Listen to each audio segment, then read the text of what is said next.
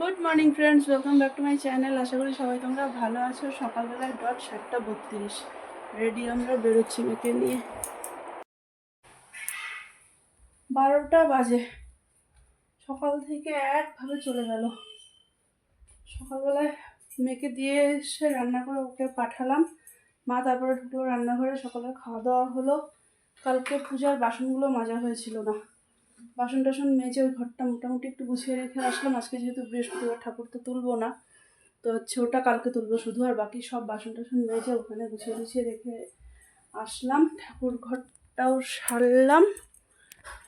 এখন একটু দেখি বসি নাকি ঘরে কোনো কাজ আছে, ঘরের কাজগুলো করব, তারপরে এখানতে যাবো আবার।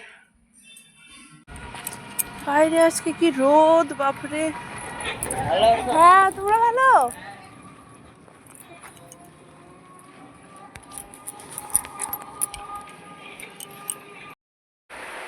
মেয়েকে যখন আনতে গেলাম তখন কটকটা রোদ, আর এখন দেখো মেয়েকে ঘুম পাড়ালাম, এখানে বৃষ্টি।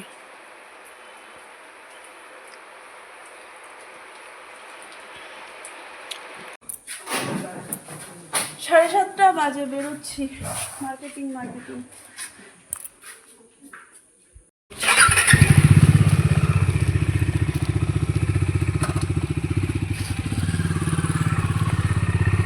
আগে পুছিদার বাড়ি চলো। মালবাজারে পূজার বাজার একদম মাটি। রোজ দিন সন্ধ্যাবেলা এমন বৃষ্টি নামে। আমি আসলাম বাইকে করে, তোমরা সবাই দেখলে, কিন্তু হচ্ছে এসেই মানে রাস্তাতেই বৃষ্টি শুরু। আমি দোকানে ঢুকলাম, বললো তুমি দেখতে থাকো, আমি গিয়ে গাড়ি নিয়ে আসি। তো আবার গিয়ে গাড়ি নিয়ে আসলো। মানে একদম ইসে অবস্থা মালবাজারের।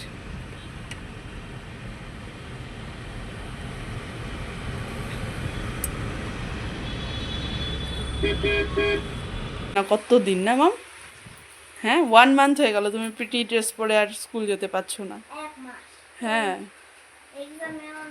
হ্যাঁ, এক্সামের আগে স্টাডি লিভ দিল, তারপরে 2 সপ্তাহ এক্সাম গেল, আবার কালকেও বন্ধ। তাহলে হ্যাঁ, ওমা গুড নাইট। 12টা বাজে মামাম, ঘুমিয়ে পড়ো। টাটা মা, গুড নাইট।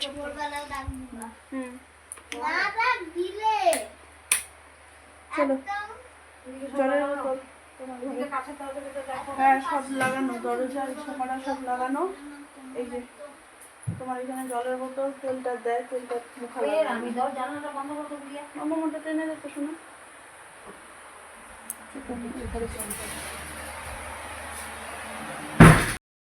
মেয়ে আমার দেখো এখানে বিছানাটাকে কি অবস্থা করে গেল, সব এলোমেলো করে এসে করে বালিশ দিয়ে খেলে গেল। এখানে পুরা ঘুম একদম। 12টা বাজে, আর কত বাকি। তাহলে চলো আজকে আমি এ পর্যন্ত